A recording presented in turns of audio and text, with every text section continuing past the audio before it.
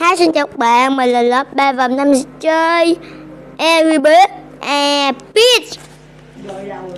Và nếu các bạn thích thì like, share và subscribe cho mình nha. Ok, bắt đầu vào game thế nào. Và các bạn nhớ này, ấn vào cái chuông để nhận được nhiều thông báo mới nhất từ channel của mình nha. Sao vậy? Ok. Bắt đầu game thôi. Hả? Cái gì? Hai đứa nó nhỏ gì vậy? Nói gì vậy? Rồi ok.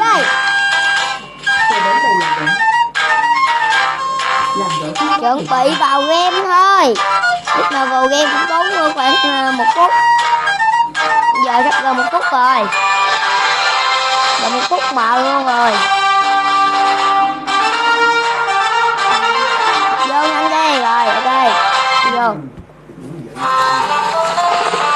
Đây, cái cốt truyện đó chắc hẳn ai cũng biết rồi nên mình tua ra nha. Ở đây mình không rõ tiếng Anh lắm nên mình không có dịch nghe. Các bạn tự dịch nghe. Mình không có biết. Các bạn tự dịch đó. Mình không có biết tiếng Anh đâu. Mình Ghét thú chí mèo có thể biết á. Bạn tự dịch nha.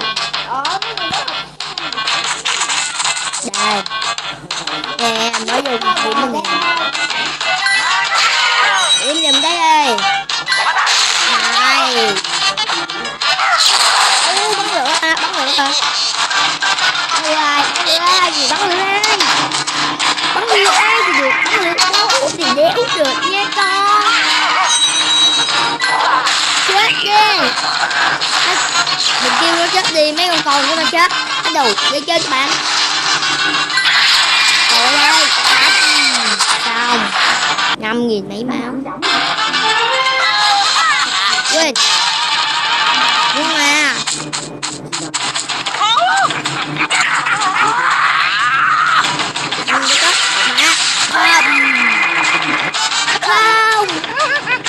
Sao con chim đỏ lại gặp thịt gỗ? Tôi không thích chim gỗ.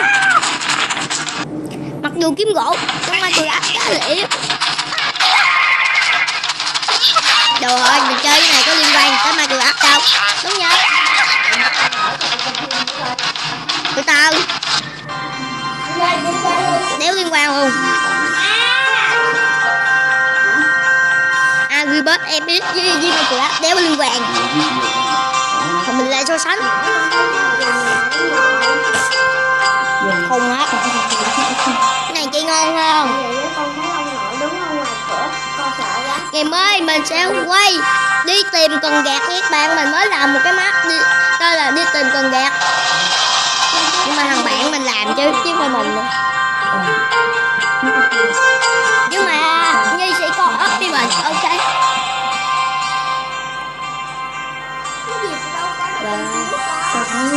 Và ra khá là lâu. Phi thôi, nhận là tiếng Anh nha. Ok.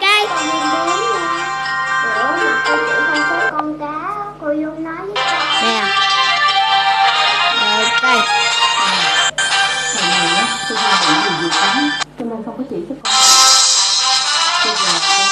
Angry Birds Epic.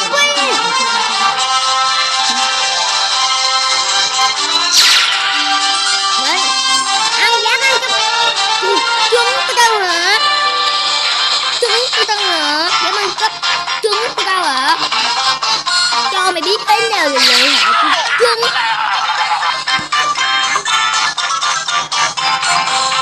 Chim tao rất là mạnh. Có lộn không? Không. Chim đỏ rất là mạnh đó nha. Đừng có đùa. Đừng có đùa với Ninjago mày. Mấy ông lui thôi quá. Tôi gọi báo cho biết vậy thôi. Có chuyện gì thì phải nói thiệt. Cái gì? Dám ăn cắp bè? Dám nhốt bè tao hả? Cho mày biết là lợi hại đâu nè. Đây, mày đi chơi một màn nghe các bạn. Này chơi online được không? Thì đợi đây, sắp được rồi nè, cái này đi tiếp hết đi rồi, được rồi. Ok. Mình sẽ quay một trận thôi nha các bạn. Đây. Từ cái đó là hơi bị lâu. Chết nè con. Đâu? Đó giờ. Đi một trận.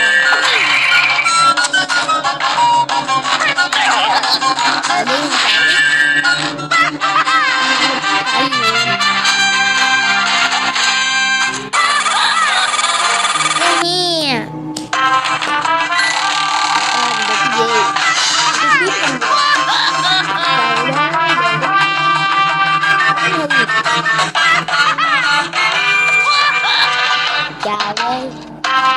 Ê, cái bật nó nhanh chưa?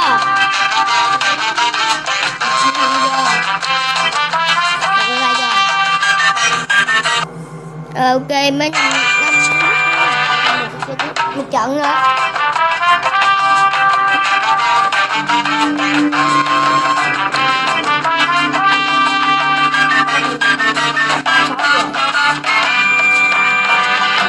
Nó ra khá là lâu.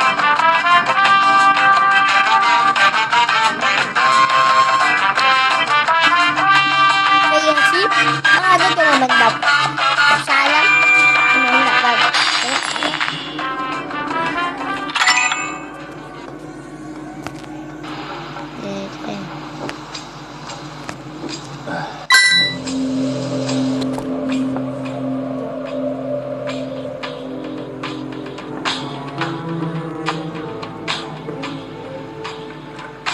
Lời khai này đúng là sự thật.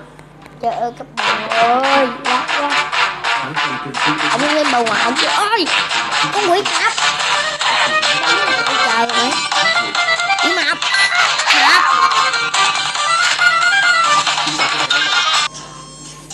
Mập như con heo quay cạp. Để đi qua. Bắt đầu tao thấy tao sắp bị khùng nữa rồi. Đó, mình dùng khí nữa, dùng khí từ từ. Đó, mình dùng khí này thấy chưa? Rồi mình bắt nè. Ghê chưa các bạn? Cái mình đặt ghê chưa? Chim đỏ quá dữ. Ôi, được cái gì vậy? Ôi ơi, được cái không? Dạ, được cái tiên không? Bạn ơi, nó đang chơi cái này các bạn, nên khá là ồn ào. Với lại bà ngoại đang coi cái bắt nhỏ cái đấy.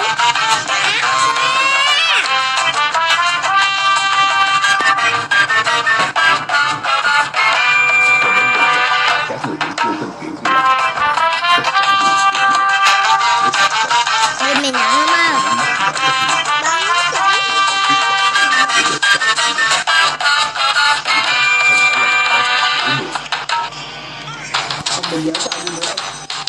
Ôi, bây giờ anh chạy à? Chạy đâu đứng khóc với anh. Đi đi. Chạy nhanh đi. Chạy thì chạy đi đâu được. Ở nhà mình kêu nó chạy nha. Mình kêu nó chạy đúng không? Kêu quá vậy. Mình kêu chạy cái mình kêu chạy đứng im, ghi chưa? Ok, và nếu các bạn thích like, share và subscribe cho mình nha. Và ấn vào cái chuông để nhận được nhiều thông báo mới nhất từ channel của mình nữa. Ok, goodbye.